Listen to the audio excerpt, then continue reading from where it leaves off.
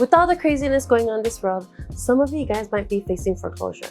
And in this video, I'm going to show you 10 methods to prevent foreclosure. Hey everyone, Hazel here.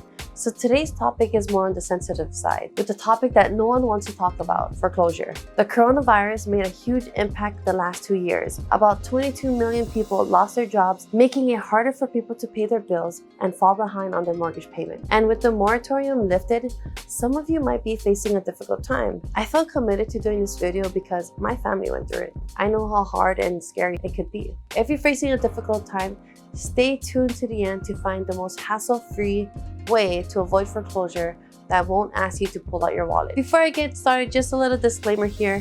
Anything I say is not legal advice. I'm just a local girl sharing some suggestions. Remember, every state has different laws. All right, so let's jump into it.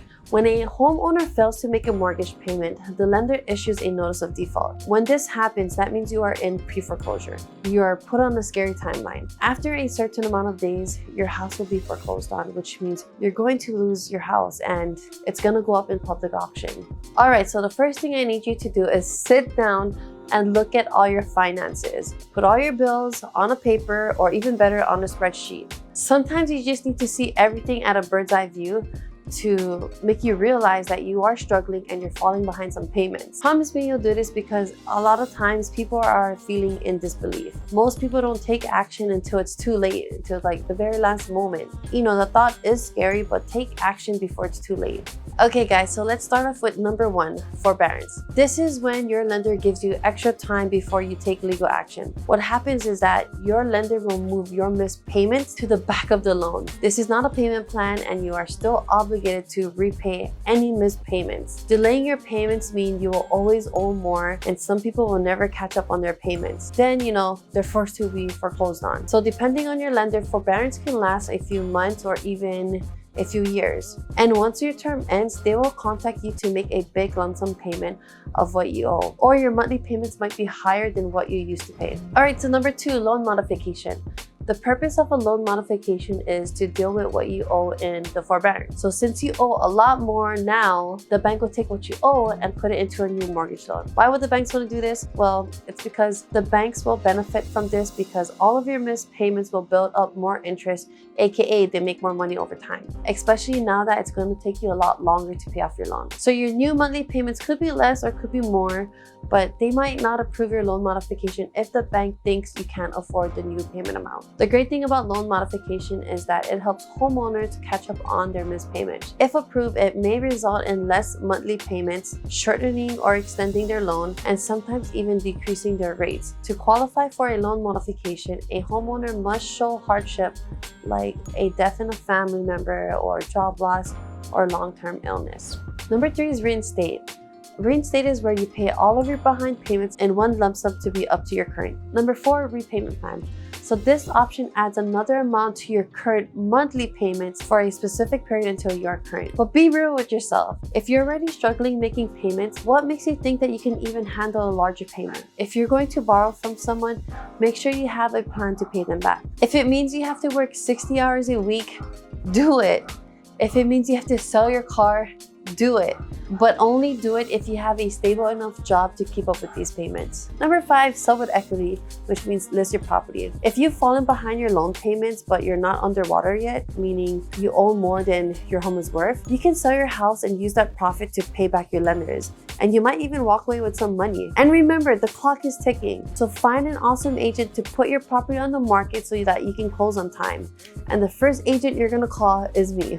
Number 6 is short sale. But what if you sell the house for less than what you owe? This is what you call short sale. With the bank's approval, the bank will accept less than the amount owed on the mortgage. Why would the banks want to do short sale? It's because sometimes it costs more for the banks to go through the whole foreclosure process. You and the bank will sell the house on short sale, and then you're off to a new journey. Keep in mind, foreclosure stays in your credit history for almost forever. By doing a short sale, this will help you from furthering destroying your credit score, as the loan will be removed from your history once the house is sold. Number 7, deed in lieu. This is when you give your deed of your property and hand it over to the lender. So you're basically saying, here's my keys to my house, you can have ownership of it just to avoid foreclosure. Banks would rather do this because it costs a whole lot of money for them to go through the foreclosure process. As I mentioned earlier, if you're thinking about doing this route, let your lenders know your hardship and try to ask for a relocation incentives. Some lenders will give you some funds to help you move. It's not a guarantee, but hey, it doesn't hurt to ask, right? Okay, so number 8, rent it out.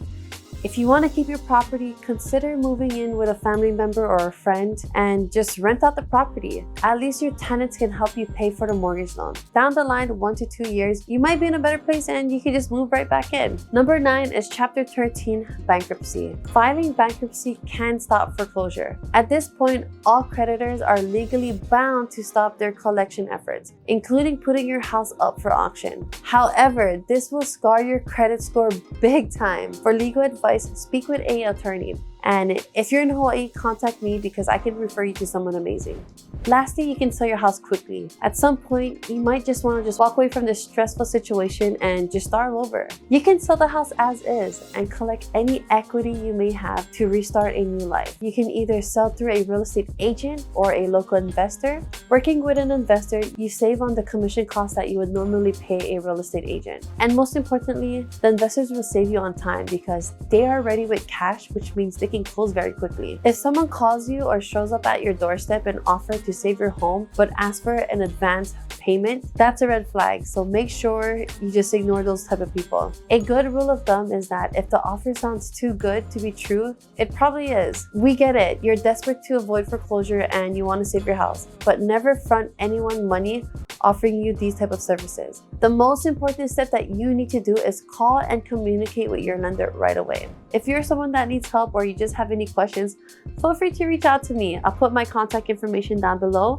And if you found this video helpful, don't forget to smash that like button. And if you want to see more videos like this, make sure you subscribe. And I'll see you guys on the next one. Mahalo.